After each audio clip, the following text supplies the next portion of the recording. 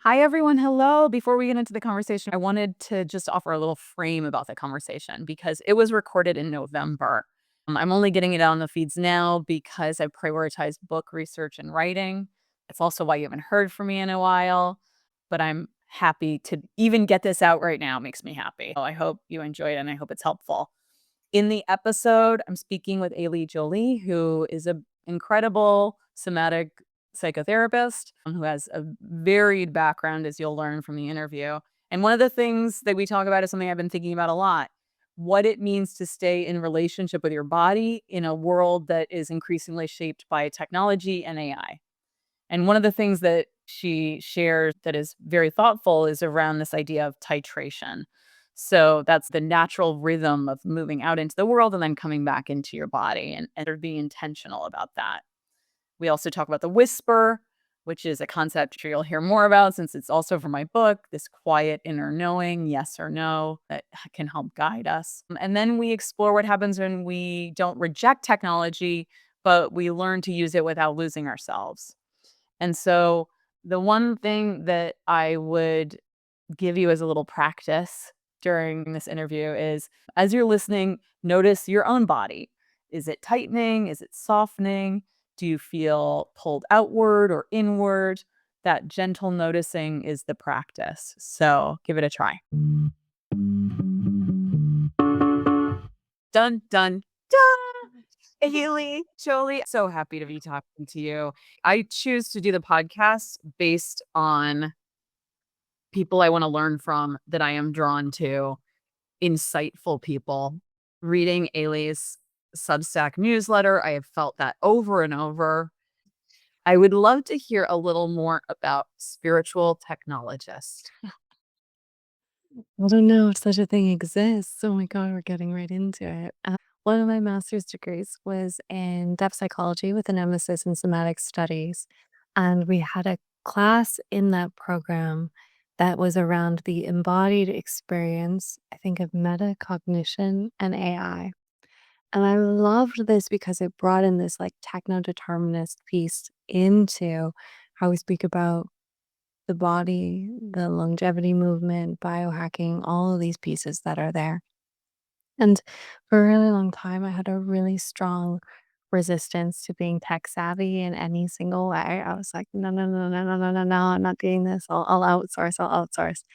And lately, there's been this piece of acceptance as, for me at least, as AI becomes so much more prevalent, as my inbox is constantly filled with people who are like, I want to make a therapy chat bot.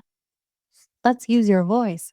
I'm like, I actually have to become deeply not only literate in this, but have reverence for this because it's not going anywhere. And as much as it pulls me out of my body, and I find the places where it's actually allowing me to be in my body and it's giving me that space. And you know what? A lot of the times it's just a teacher pulling me out for me to then pull myself back in. But isn't if we take a Buddhist lens, isn't that the whole practice? Is that we're grateful and accepting and appreciating of the turbulence that then allows us to come back to our meta practice? So that's my spiritual technology practice right now. You are speaking my language. Again, every single thing you say, I'm like, this is why I really wanted to speak with you, is because the journey has become very spiritual for me as well. It started with clinical somatics about Mhm. 2.5, 3 years ago, and has led me in many different directions, as you can imagine. And it feels like a very natural progression to move into a space of spirituality. Your framing of AI also is very resonant for me because it is something I think about a lot as I use AI, as I try to make sense of it myself, my body relationship to the earth and the world, my mind relationship to communicating with people and helping them understand, and this tool and the challenges of it, but also the opportunity for it. I completely understand why you would say, I now know that I had to reckon with this. I couldn't just keep moving and saying, "This is my space. I understand the space." You had to sort of start to form a point of view. Mhm. And I'm curious the timeline of that for you. Like, how have you formed that? Where are you on that journey of your relationship with technology? How would you describe that at this point? I don't know where I am on that journey, to be honest with you. I think specifically being in the process of writing a book, I'm very dependent on it in a way that I haven't been before. And also as I move my practice away from doing as much one-on-one work and trying to create a different space of like, for me, getting this clarity of like, it's beautiful to pour into a cup, but what if I can pour just a drop into so many more cups? And technology allows me to do that. And that was the moment for me where I was just like, actually, I love one on one. It's giving me so much. It will always be part of my professional career, but I don't want it to be everything anymore. And if I don't want that, if I, that one to one body thing is not going to be the main thing, then I need a tool. And that's also was a part of that kind of journey of questioning these things and while also holding that there are lots of nuances that get lost through the mechanisms of technology. And we could speak a lot about that if that's interesting to you. But, you know, there are wonderful things that can happen. And there are many things that we only get body to body. We only get when our nervous systems are in the same time and space. Do you feel for yourself as though you are finding a rhythm over time of moving back and forth between those two spaces? Definitely. I think after being so in person for so long and being in the psychedelic-assisted psychotherapy kind of research space, was kind of when we were getting closer to COVID or we're in COVID, but nonetheless, I was, like, really deep in the trauma therapy realm.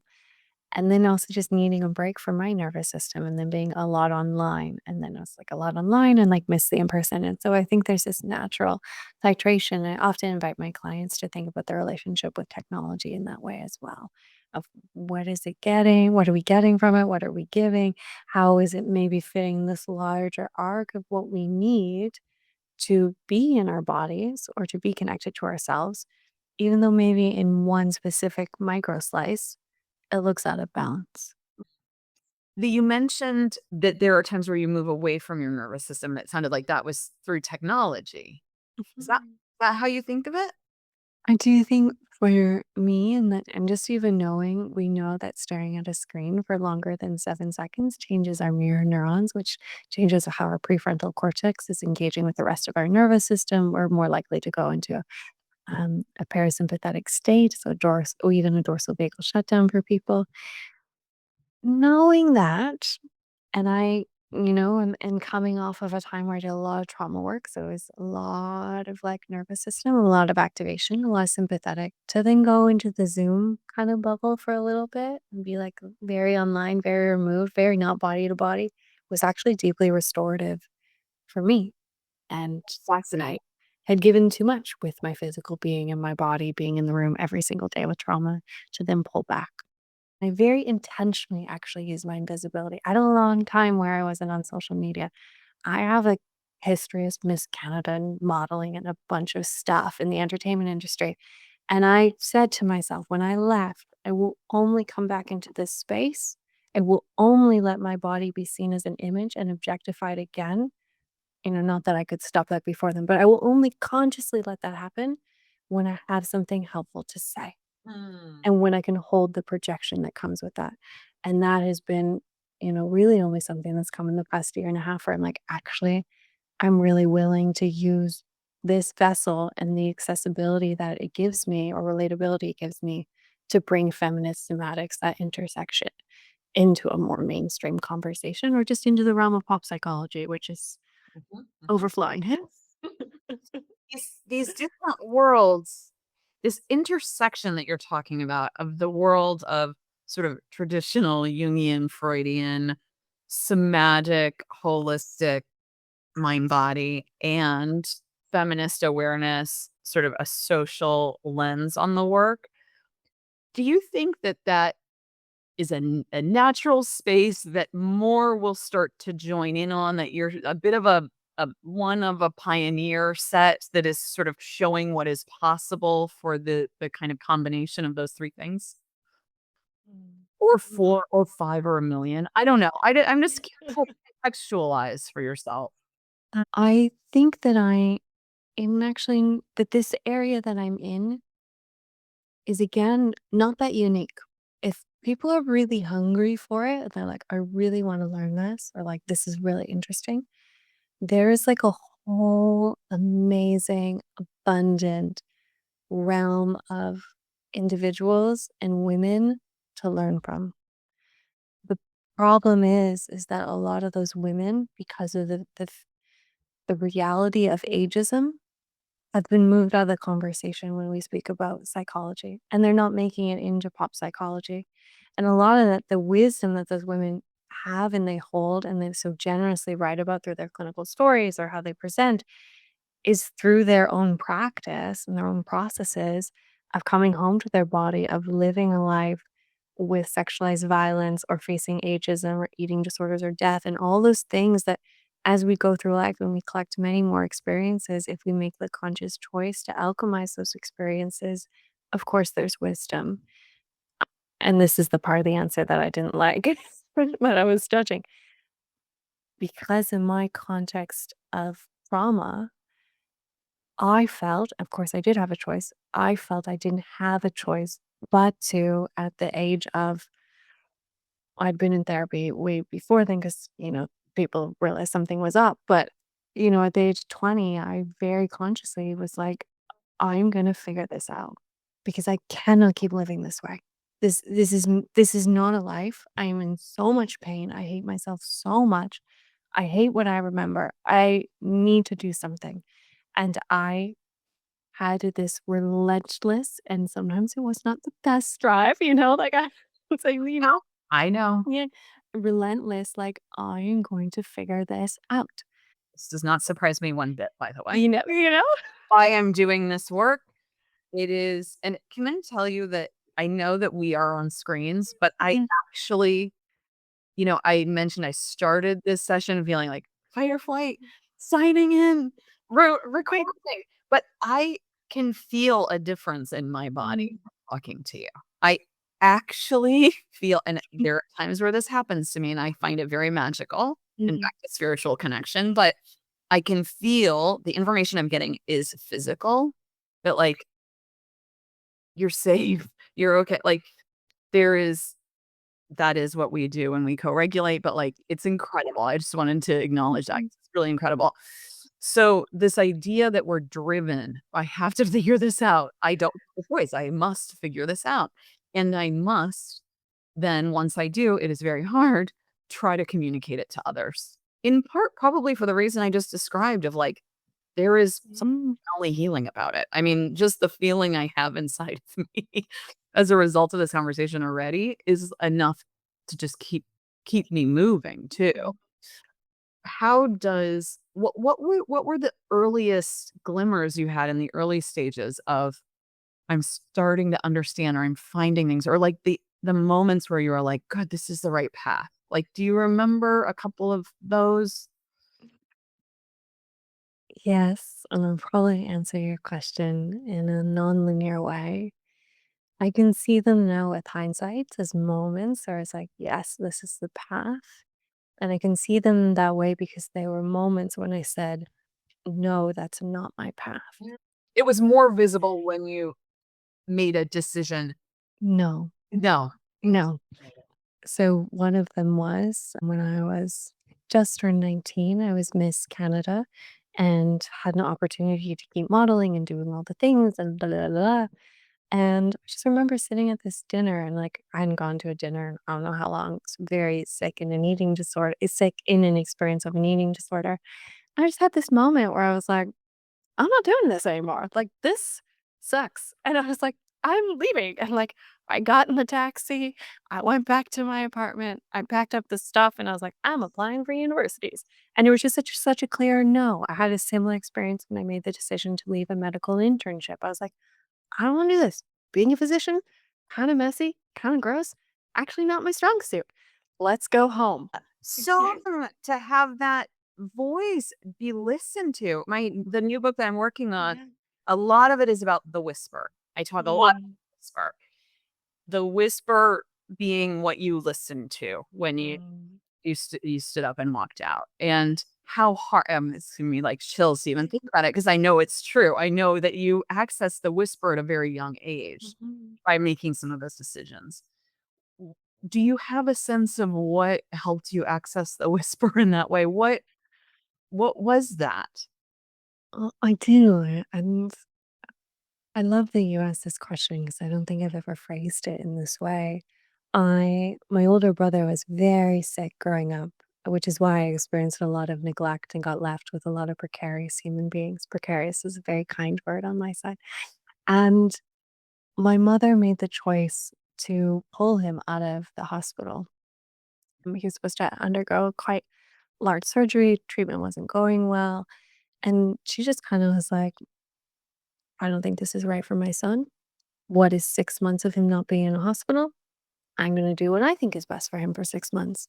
And I had that at such a young age, a woman stand up to a bunch of men with the life of her child.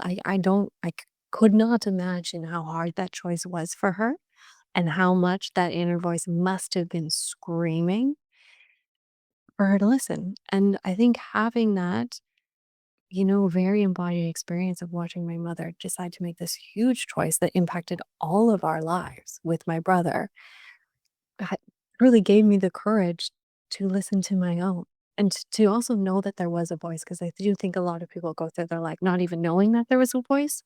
I, at a very young age, knew that there had to be something else my mom was listening to because nothing else made sense around us.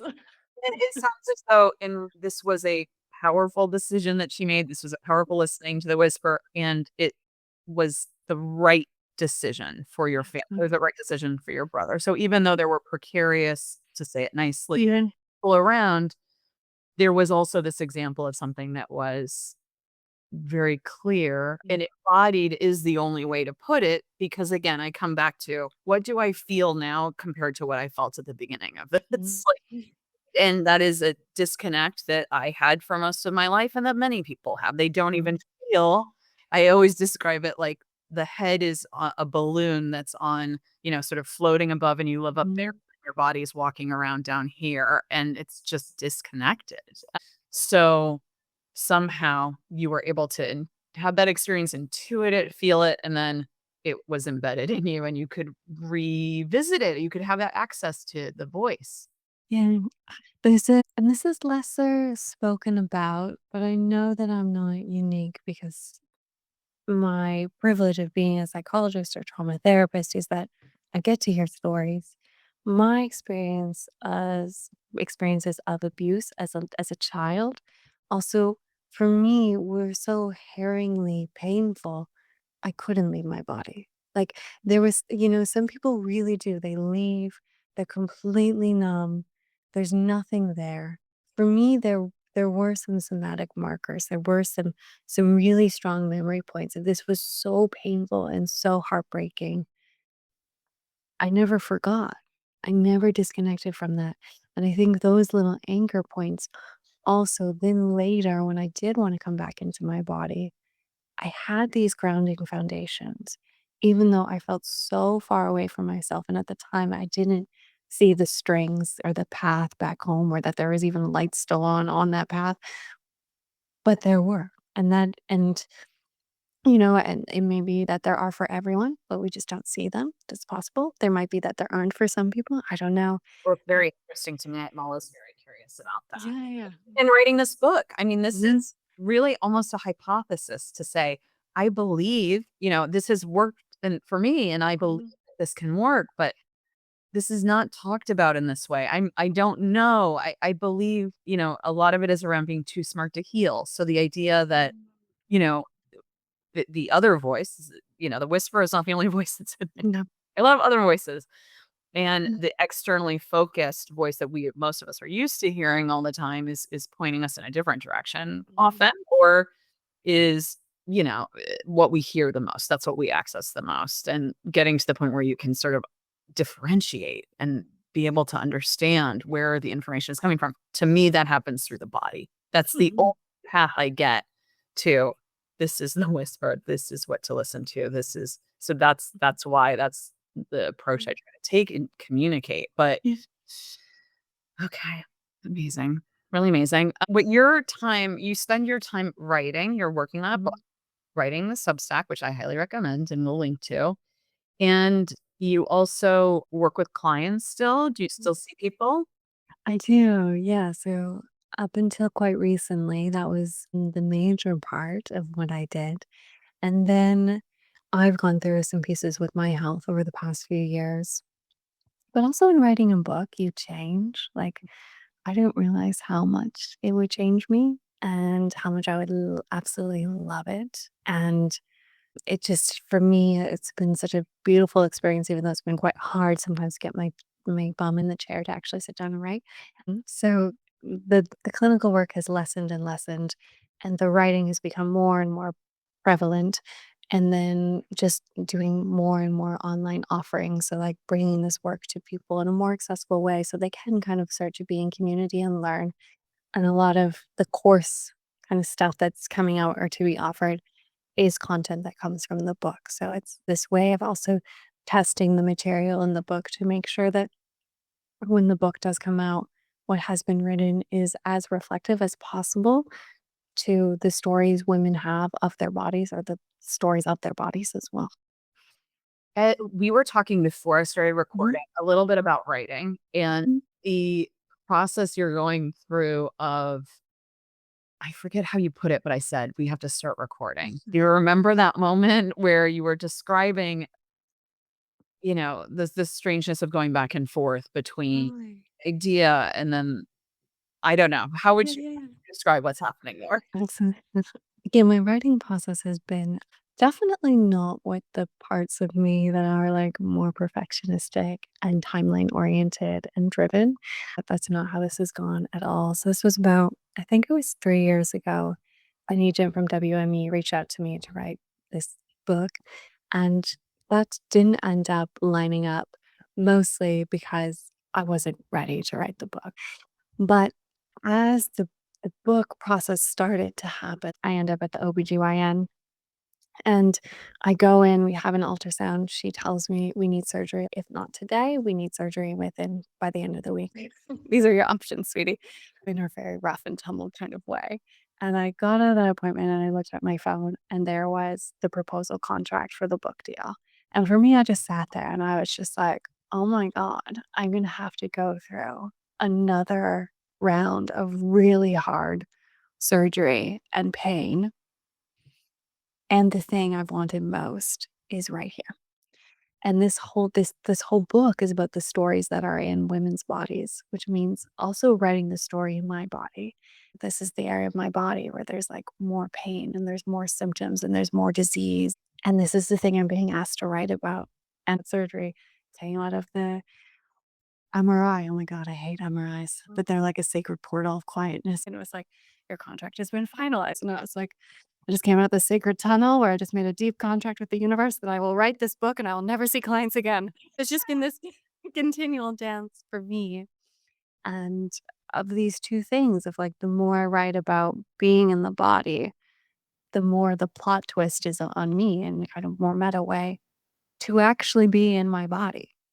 And this is what we were really connecting about because I mentioned the whisper and I have had to listen to that whisper the entire process of writing this book. I have had to live what I am trying to describe. The Mhm. writing had to come from a place of authenticity that was me listening to the whisper. So Oh, to do that meant at times having to back off, not knowing where this was going to go, waiting to be given ideas, which really is how it works. I was given a lot of ideas for this book, but I think the idea of living through the thing that you are trying to describe. And Ailey, as I listen to your stories, I just think about how, how hard it is. I mean, everything you've described is so, so real and so like you can't talk about it lightly. I mean, it is a real profoundly intimate experience of the world that you have had and that you continue to have, that you are trying to translate. When you think about translating the body to language, like, do you have other ways of saying what you're doing there? How do you make sense of that to yourself? Translating the body to language. Like, Then right brain, left brain, art, science. I'm just curious how you think of that. yeah, fun little fact about me, I have a photographic memory, and so mention that here because I think it really helps me in this way where when I'm primed to think, a lot of people have this, but for me, it's probably a lot stronger because of the photographic memory. I'm assuming I'm not inside anyone else's mind. But when I start thinking, I get images. I was gonna say it's very visual. Very visual. It stays right brain. Yeah. And then the words come out of the images. And so then I'm seeing the words that I'm writing next. Wow. And then the auditory kicks in of the next pieces.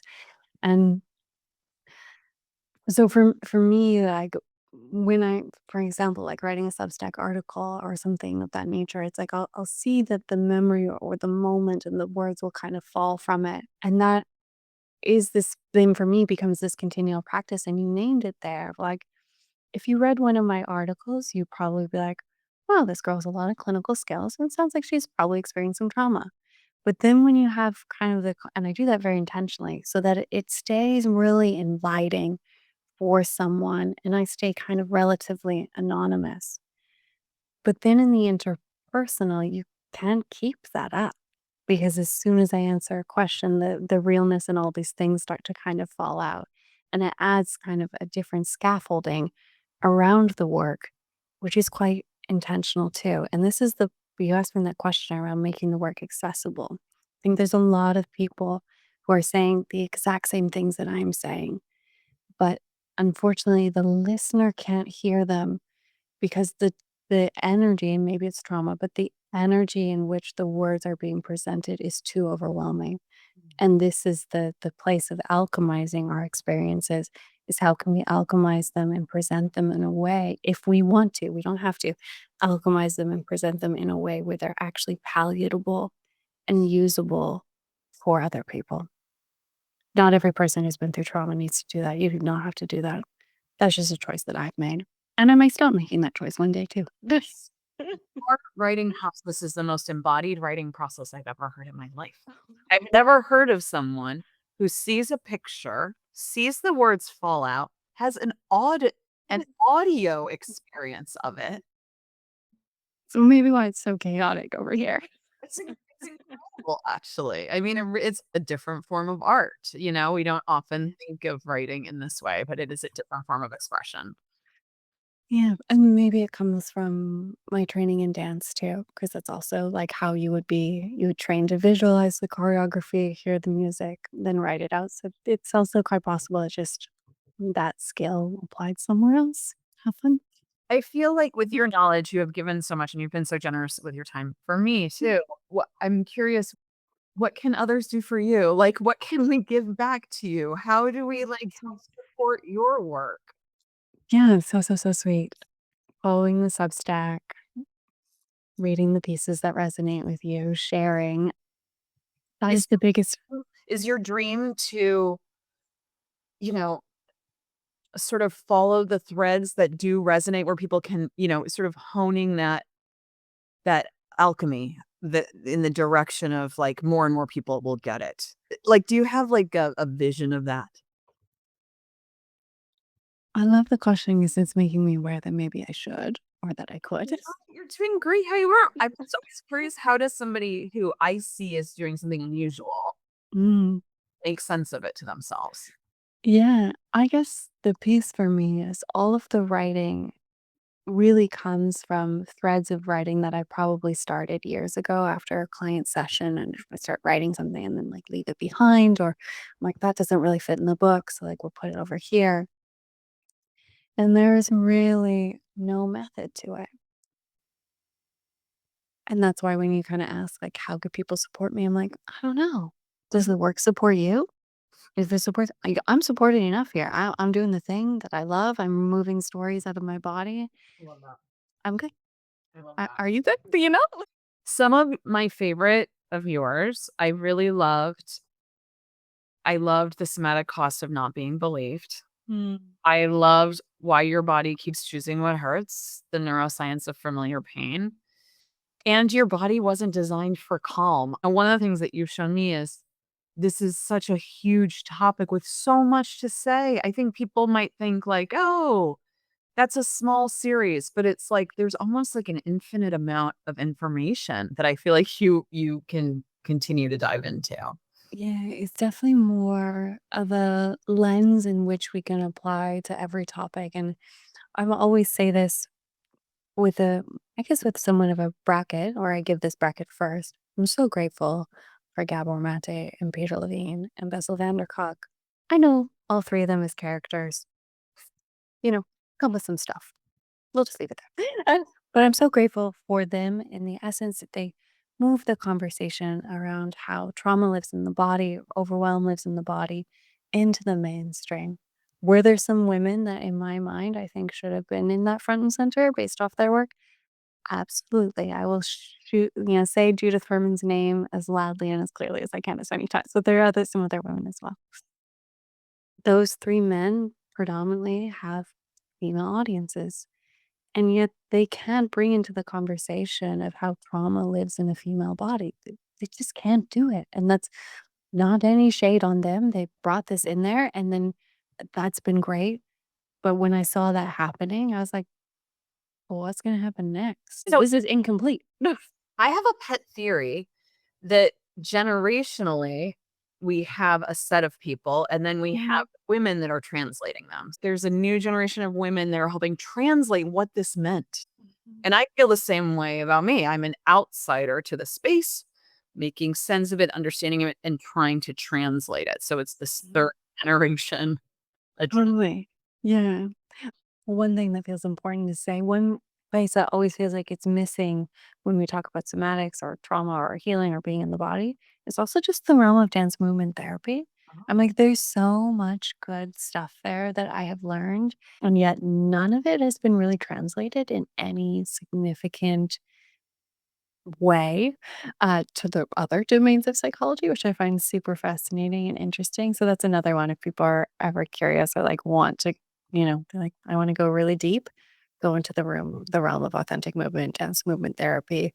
They have been saying these things that are, revolution, like Yes. huge and new for decades over there. Oftentimes I do apply a pretty strong sociocultural lens to the work that I do, and I really acknowledge that did not come from any of my training as a therapist, or maybe some people get that in their training. It wasn't there for me. But that came from a previous degree in communications and women's studies, where I was actually trained to think like that first and to really apply that lens. And I really understand when a supervised therapist why they don't or why it's hard to. There are people like Stacey Haynes, who wrote The Politics of Trauma, that are doing that and they're fabulous at it, or like My Grandmother's Hands, another beautiful book, where those lenses are being applied in a really helpful way that's quite constructive, because sometimes it can get, can feel quite disempowering when you start bringing in larger systems. So I can hold why, mental health care training, that conversation is sometimes missed. Yes. Yes. Absolutely. Yes, that all of that is makes so much sense. This has been such a pleasure, Ailey. Thank you so much for spending this. Yeah. Just really appreciate it. And I look forward to sort of writing up some of the recommendations and some of the things that you've shared and sharing them more widely and just hopefully amplifying the work that you're doing. That's my dream. Yeah. Thank you. It was so lovely to spend time with you. I actually can't remember the last time I was a podcast guest. I feel like it was quite a while ago. So it was so nice to be a guest.